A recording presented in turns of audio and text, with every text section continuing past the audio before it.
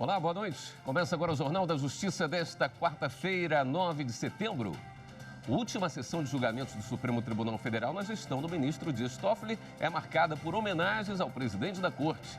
Ministros do STF destacam a atuação durante a pandemia e o aumento da produtividade do judiciário. Esse é um dos destaques da edição de hoje. Você confere também. Em solenidade no Congresso Nacional, parlamentares destacam o diálogo como marca da gestão de Dias Toffoli à frente do STF. Site do Supremo passa a oferecer em um único espaço os dados públicos sobre os processos que tramitam na Corte. Ministra Carmen Lúcia determina que Justiça do Rio de Janeiro retome imediatamente as audiências de custódia.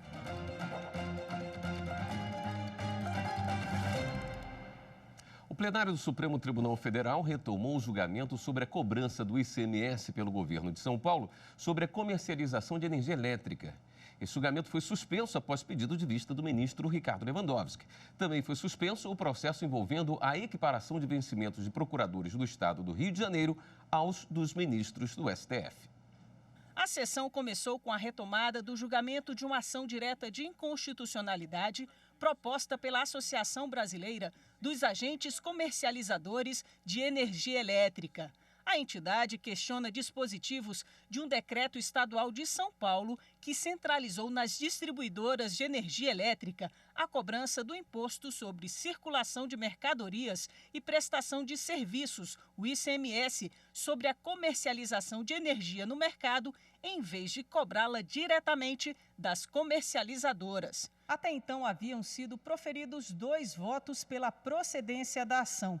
O da ministra Carmen Lúcia e o da relatora do caso, ministra Ellen Grace, que já se aposentou e havia se posicionado pela inconstitucionalidade da norma. O ministro Alexandre de Moraes apresentou o voto vista abrindo divergência. Ele votou pela constitucionalidade do decreto. Somente com essa fixação de um novo modelo de apuração fiscal, a arrecadação cresceu mais de 50%, a demonstrar como se sonegava no modelo anterior.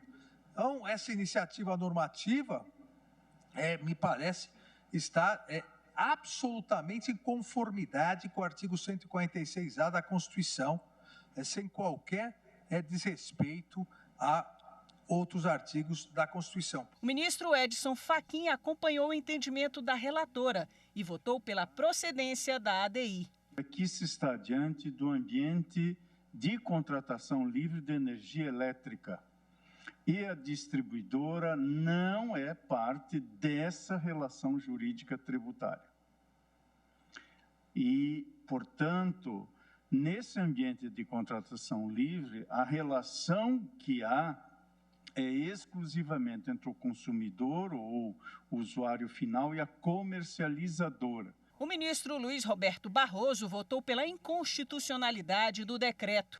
A substituição tributária criada pelo governo do Estado de São Paulo importa no que se denomina de substituição lateral, o que refoge ao figurino da Constituição, na medida em que atribui este papel de substituto a quem não mantém vínculo com o fato gerador da obrigação tributária, tal como eu o compreendo. O ministro Ricardo Lewandowski pediu vista do processo e o julgamento foi suspenso. Depois foi retomado o julgamento da ação direta de inconstitucionalidade 3697, na qual o Procurador-Geral da República questiona dispositivos da Lei Complementar Estadual 111 de 2006 do Rio de Janeiro, que vinculam e equiparam os vencimentos dos procuradores do Estado aos dos ministros do STF.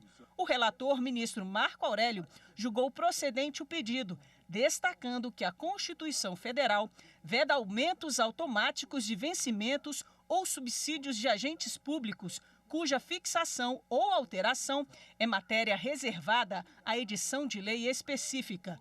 O julgamento foi retomado com o voto do ministro Alexandre de Moraes, abrindo divergência. Se virgem do eminente ministro relator, para julgar parcialmente procedente a ação, atribuindo aos dispositivos impugnados essa interpretação conforme acima enunciado, que não corresponde à vinculação entre carreiras diversas, mas sim foi concedido um aumento em 2006 e possibilita que cada novo aumento, com base em novas leis, possa chegar até o teto, mas respeitando o teto constitucional. É o voto, presidente. O ministro Edson Fachin e a ministra Rosa Weber seguiram o entendimento do ministro Alexandre de Moraes, que votou pela procedência parcial da ação. Eu estou acompanhando o ministro Vistor, o ministro Alexandre de Moraes, e conferindo interpretação conforme a Constituição, a lei complementar em causa e, portanto, julgando parcialmente o procedente, o pedido, nos termos do voto de Sua Excelência, o ministro Alexandre de Moraes. Já os ministros Luiz Fux, Carmen Lúcia e Ricardo Lewandowski seguiram o voto do relator. Há aqui nítida vinculação entre as espécies remuneratórias. Eu, inclusive, os procuradores do Estado do Rio de Janeiro são profissionais de altíssimo nível. Mas uma coisa é uma coisa, outra coisa é outra coisa. Eles são de altíssimo nível, mas essa lei aqui, ela é inconstitucional, porque ela esbarra nesse critério fixado pela nossa jurisprudência. A Procuradoria-Geral do Rio de Janeiro é uma das mais bem aprimoradas do Brasil, mas não é isso que está em causa aqui. O que está em causa é uma norma cuja prescrição é muito objetiva e dá uma vinculação que é frontalmente contrária à Constituição. E observo mais que uma leitura atenta deste diploma legal, que é a Lei Complementar 15 de 1980, ela agrega a este piso, entre aspas, outros benefícios que realmente vão onerar ainda mais os cofres estaduais. O ministro Gilmar Mendes acompanhou a divergência. Já o ministro Dias Toffoli pediu vista e o julgamento foi suspenso. Ainda nesta edição do Jornal da Justiça, você acompanha a homenagem recebida pelo ministro Dias Toffoli durante a sessão plenária do Supremo. Ainda nesta sessão desta quarta-feira, o plenário do Supremo reelegeu o ministro Ricardo Lewandowski para atuar como ministro substituto do Tribunal Superior Eleitoral. Ele continuou no cargo por mais 2 anos. E nessa quinta-feira tem sessão no TSE. As informações com a repórter Renata Gorga. Nesta quinta-feira, o vice-presidente do Tribunal Superior Eleitoral, o ministro Edson Fachin, é quem vai comandar a sessão plenária pela primeira vez. Isso porque o presidente da Corte Eleitoral, o ministro Luiz Roberto Barroso, não vai poder participar. Na sessão estão previstos julgamentos de prestações de contas e uma lista tríplice para preenchimento de vaga de membro substituto da classe dos juristas do Tribunal Regional Eleitoral do Rio de Janeiro. Você pode acompanhar a sessão plenária pela TV Justiça, pelo canal da Justiça Eleitoral no YouTube e pelas redes sociais do TSE. A ministra Carmen Lúcia do Supremo Tribunal Federal determinou que o Tribunal de Justiça do Rio de Janeiro retome imediatamente as audiências de custódia.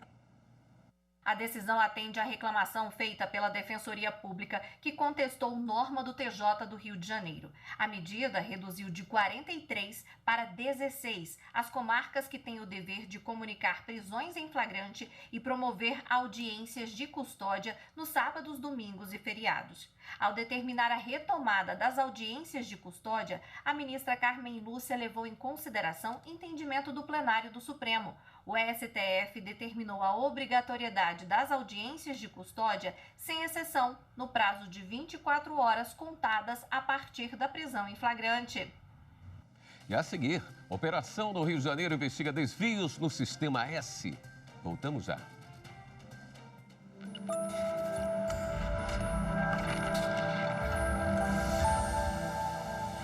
Quando falamos em emendas constitucionais, as emendas são necessárias porque, no momento cultural da protração temporal, mudanças culturais devem ser feitas. A nossa Constituição, ela é a mais cidadã do planeta.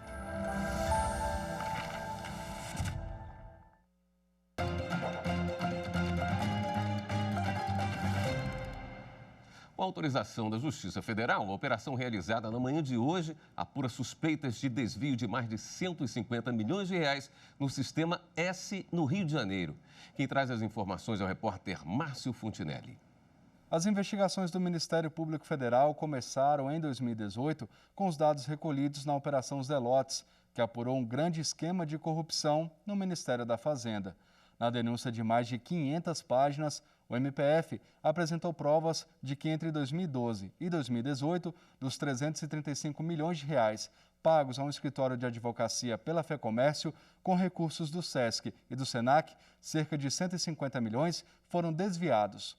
O esquema era comandado por 11 pessoas, entre elas o ex-governador do Rio de Janeiro, Sérgio Cabral, e a ex-primeira-dama, Adriana Anselmo. Na manhã de hoje foram cumpridos 50 mandados de busca e apreensão em vários endereços no Rio de Janeiro, incluindo empresas e escritórios de advocacia. Pelo menos 26 pessoas estão sendo investigadas por crimes como organização criminosa, estelionato, corrupção, peculato e tráfico de influência. Superior Tribunal de Justiça nega a soltura do ex-governador do Rio de Janeiro, Sérgio Cabral. O pedido para revogar a prisão preventiva foi negado pelo ministro Sebastião Reis Júnior. Sérgio Cabral teve a prisão decretada pelo Tribunal de Justiça do Rio de Janeiro em ação ligada à Operação Lava Jato, que apura crimes de corrupção passiva e ativa, lavagem de dinheiro, além de um suposto envolvimento criminoso do ex-governador com o ex-procurador-geral de Justiça do Rio de Janeiro, Cláudio Lopes. Cabral está preso desde 2016 com diversas condenações e já teve um habeas corpus negado pelo Superior Tribunal de Justiça. No novo pedido, a defesa alegou que ele tem colaborado em investigações e que outros réus já tiveram as ordens de prisão revogadas. Além disso, reafirmou a necessidade de substituição da prisão em razão da pandemia da Covid-19. Ao analisar o habeas corpus, o ministro do STJ, Sebastião Reis Júnior, esclareceu que o acordo de colaboração premiada firmado por Cabral não afasta a possibilidade de manutenção da prisão preventiva. E em relação ao quadro de pandemia, o relator ressaltou que não foram apresentados documentos para comprovar doença pré-existente que possa se agravar a partir de um eventual contágio. O mérito do habeas corpus ainda será analisado pela 6ª turma do STJ. O site do Supremo Tribunal Federal foi aperfeiçoado e passa a oferecer no mesmo espaço um diagnóstico preciso e atualizado de todos os dados públicos sobre os processos que tramitam na Corte. É o projeto Transparência de Dados, que já está acessível para o cidadão. Na tela do computador, um mundo de informações para advogados, professores, estudantes, jornalistas ou qualquer cidadão. Aqui é possível saber de perto o trabalho dos gabinetes dos ministros, as decisões de cada um deles ou do colegiado, os processos em andamento, a quantidade de julgamentos. O usuário pode filtrar a informação que quer. Por exemplo, saber os processos que estão com um determinado relator. Agora, aqui se encontra não apenas os julgamentos realizados no plenário físico, mas também no plenário virtual, em que cada ministro vota pelo computador. E tudo está atualizado em tempo real. Alguns pesquisadores já se mostram bem animados com a possibilidade de facilitar os estudos jurídicos. Espera-se assim uma aproximação do Supremo com universidades, pesquisadores, estudantes, além do público em geral e de tribunais. O projeto Transparência de Dados nasceu no ano passado. Na portaria número 75 de março de 2019, o ministro Dias Toffoli estabeleceu, dentre as diretrizes da gestão, o aperfeiçoamento da transparência institucional, com foco na sistematização, na integração e na disponibilidade de dados estatísticos. Além disso, no artigo 5º, ele trouxe como iniciativa prioritária o aperfeiçoamento de dados do tribunal para garantir ao público interno e à sociedade de modo geral um melhor diagnóstico da prestação jurisdicional. O trabalho permite que o usuário tenha mais facilidade e agilidade no acesso à informação no Supremo e também reduz os custos para o tribunal. O cidadão não precisa pedir a ajuda de servidores, porque tudo está aqui, no computador. O Supremo também lançou o STF Cidadão, um canal direto de comunicação entre o tribunal e a população. O cidadão pode pedir informações sobre o trâmite de processos judiciais. Advogados também encontram atendimento especializado. E não é só isso. O cidadão tem um canal para sugestões, elogios e reclamações. Ele também pode denunciar irregularidades de servidores ou de atividades administrativas do tribunal. A ideia do STF Cidadão de trazer essa nova roupagem foi facilitar exatamente o acesso da cidadania, da sociedade, na formulação dessas questões, por meio de questionários mais simplificados, questionários com a linguagem mais acessível, não é, com respostas, vai também trazer respostas mais céleres, porque também vai facilitar a comunicação interna no Supremo para uma pronta resposta a essas demandas da cidadania. E no próximo bloco, as homenagens ao ministro Dias Toffoli no Supremo e no Congresso Nacional, em instantes.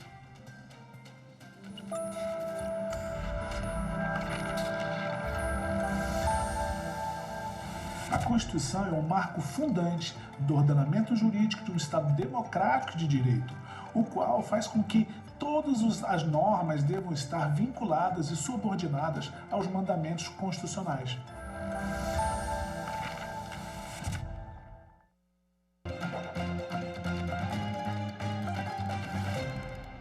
Os ministros do STF prestaram uma homenagem ao ministro Dias Toffoli no último dia dele, presidindo uma sessão plenária.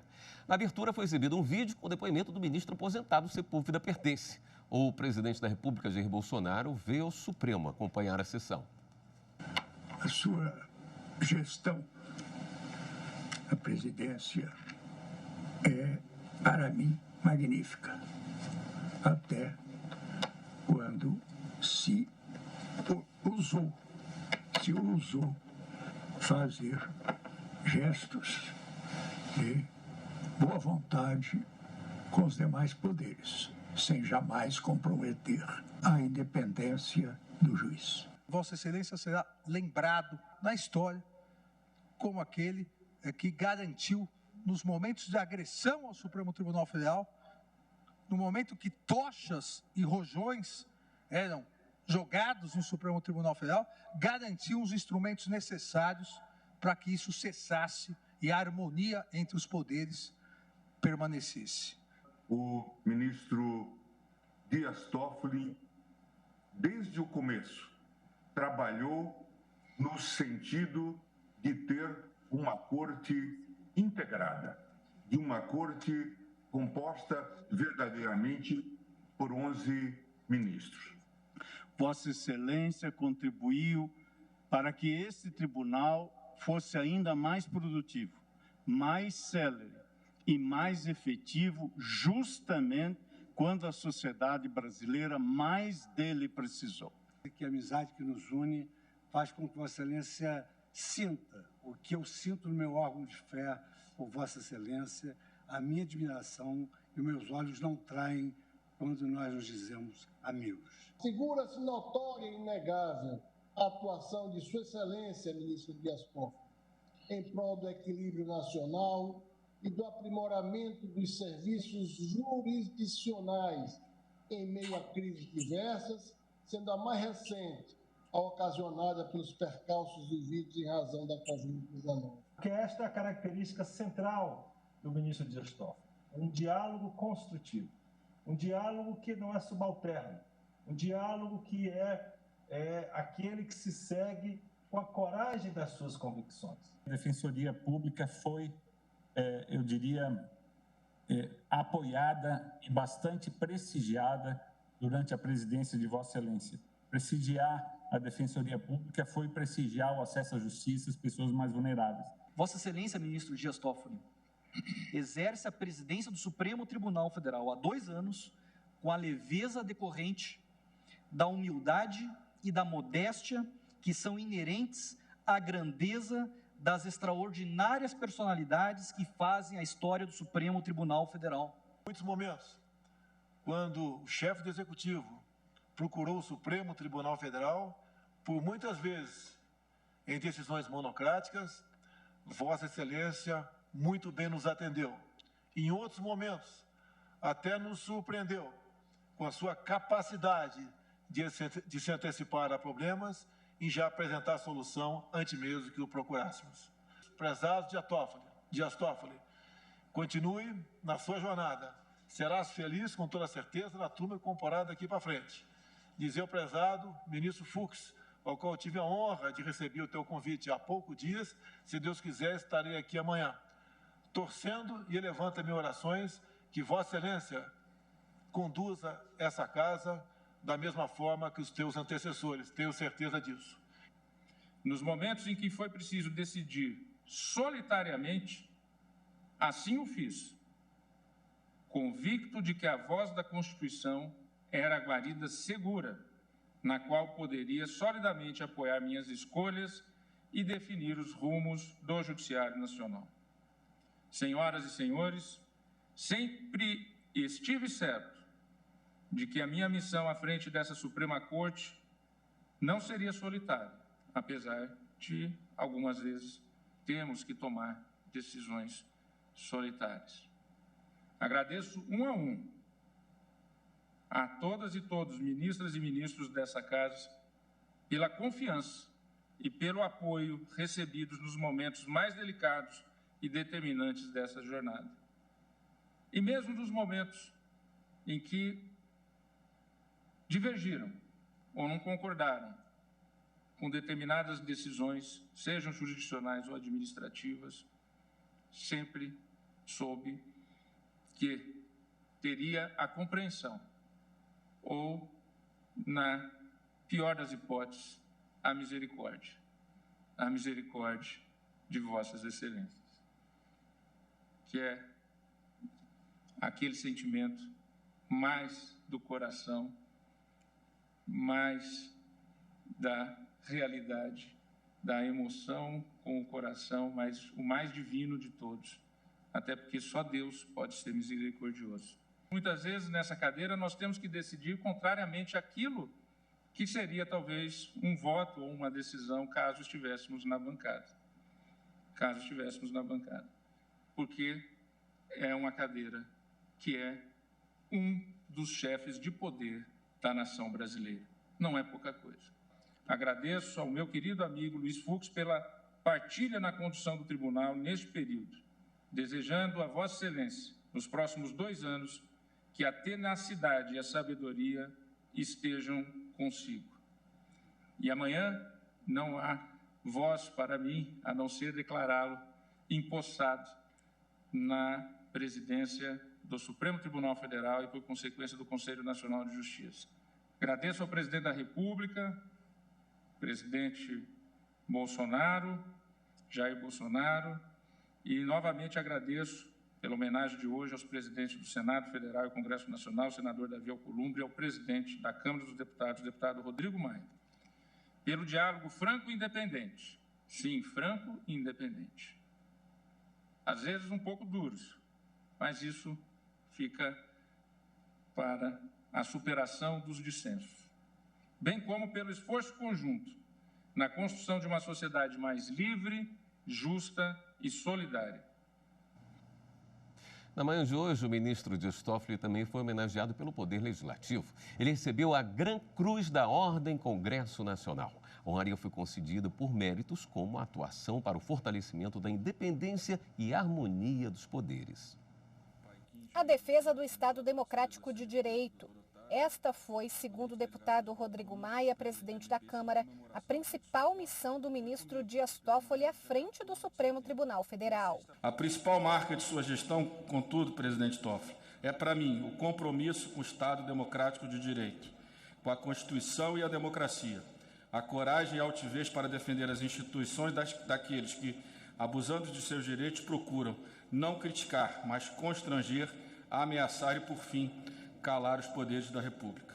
A gestão do ministro Dias Toffoli representa um tempo de diálogo entre os poderes da República, independentes e harmônicos. Nosso executivo, judiciário e legislativos saem engrandecidos desse biênio. O gesto educa mais que a palavra. A atuação firme e perseverante do presidente do Supremo Tribunal Federal é uma lição que ficará gravada em nossas instituições e em nossas práticas. Somos testemunhas de seu compromisso inabalável com a Constituição, da vigilância perpétua em torno da independência e das prerrogativas dos poderes, da temperança e sabedoria com que conduziu os diálogos responsáveis por dar solução constitucional a algum dos mais difíceis dilemas do nosso tempo. Davi Alcolumbre, presidente do Senado, também destacou que a gestão de Toffoli na presidência do STF foi marcada pelo combate às desigualdades e pela luta contra ameaças e fake news envolvendo o Supremo. Vossa Excelência, ministro Dias Toffoli, adotou a postura corajosa, coragem dos grandes líderes, quando a nação estava assustada em meio a tantas agressões e a tanta desinformação. É certo que entrega a seu sucessor, o não menos competente ministro Luiz Fux, um Supremo Tribunal Federal robusto e muito fortalecido, como deve ser uma corte renovada, progressista e consciente da importância do seu papel. O ministro recebeu a maior honraria do Congresso Nacional pelos trabalhos nos últimos 2 anos no comando da corte. É concedido ao excelentíssimo senhor ministro, presidente do Supremo Tribunal Federal, José Antônio Dias Toffoli, a Gran Cruz da Ordem do Congresso Nacional pelos méritos pessoais e profissionais e os seus relevantes serviços prestados à nação no exercício da presidência do Supremo Tribunal Federal, no fortalecimento da harmonia, autonomia e independência dos poderes da nação e, consequentemente, da democracia brasileira. Em um discurso emocionado, o ministro Dias Toffoli agradeceu as homenagens do Poder Legislativo e também ao desempenho das equipes que o acompanharam no Supremo Tribunal Federal e no Conselho Nacional de Justiça. O diálogo aberto com as instituições para Toffoli foi a melhor forma de servir ao povo brasileiro. Agradeço pela abertura permanente ao diálogo com o Poder Judiciário, visando ao aprimoramento da justiça, para que melhor possamos servir ao povo brasileiro. Despeço-me da cadeira de presidente do Supremo Tribunal Federal, ainda mais convicto da grandeza e do valor da democracia brasileira e desse parlamento. O papel de todos aqui presentes é defender a Constituição e fortalecê-la para o bem da presente e das futuras gerações. Continuarei humildemente servindo ao país, a Constituição de 1988 e a democracia brasileira. A solenidade contou com a participação do ministro Alexandre de Moraes, do Supremo Tribunal Federal, do ministro Humberto Martins, presidente do Superior Tribunal de Justiça, de membros do CNJ, do Poder Judiciário e do Congresso Nacional. E você confere agora uma reportagem especial com um balanço da gestão do ministro Dias Toffoli, o mais jovem a assumir a presidência do Supremo Tribunal Federal e do Conselho Nacional de Justiça.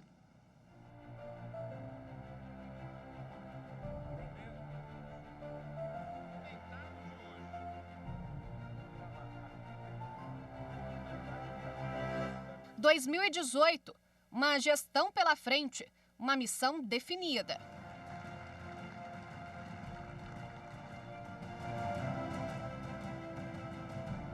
Precisamos de pontes. E a primeira ponte, o presidente do STF procurou fazer com os outros poderes da República. Dias Toffoli propôs um pacto federativo entre judiciário, executivo e legislativo para realizar as reformas importantes para o país. Tivemos um exemplo prático da importância, né, dessa harmonia, do trabalho de moderador que o presidente Toffoli exerceu. O Poder Judiciário, tendo como o líder máximo o presidente do Supremo Tribunal Federal, reconhecido por todos nós como um grande articulador da pacificação, da conciliação e do entendimento. Na gestão do ministro Dias Toffoli, a pauta de julgamentos passou a ser divulgada com 6 meses de antecedência. Tempo para que os demais ministros da Corte se preparassem para analisar os temas.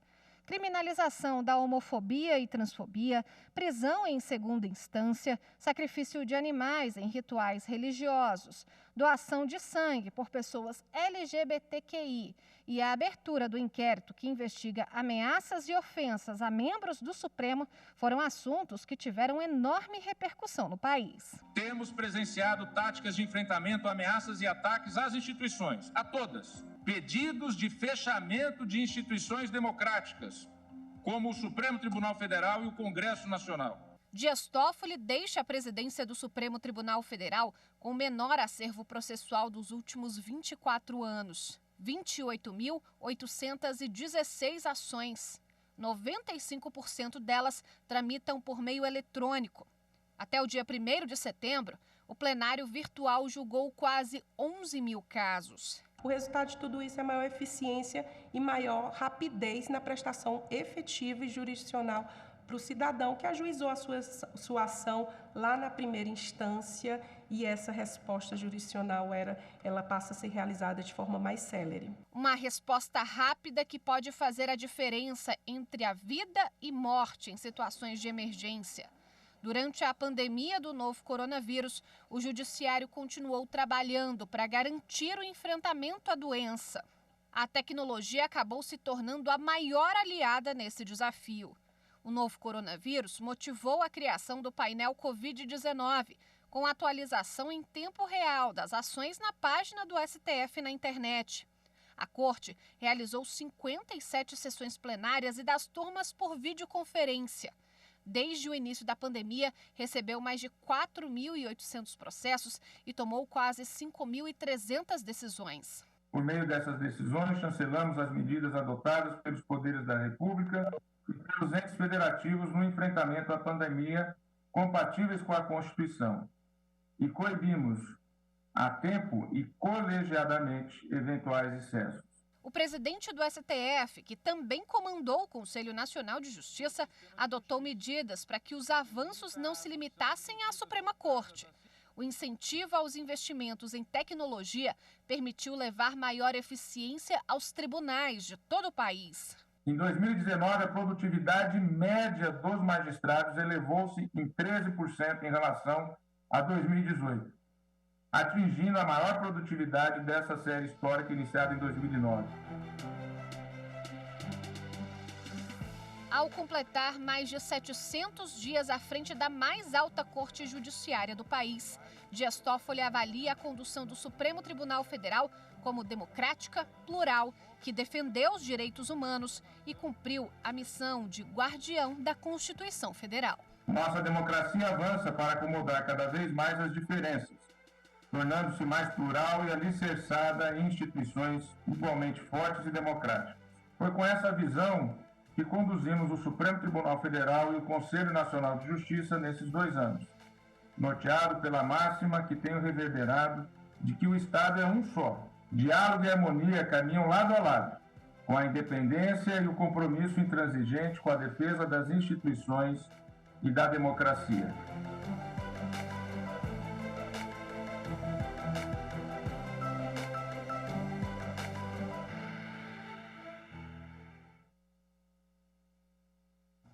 Esta edição do Jornal da Justiça fica por aqui.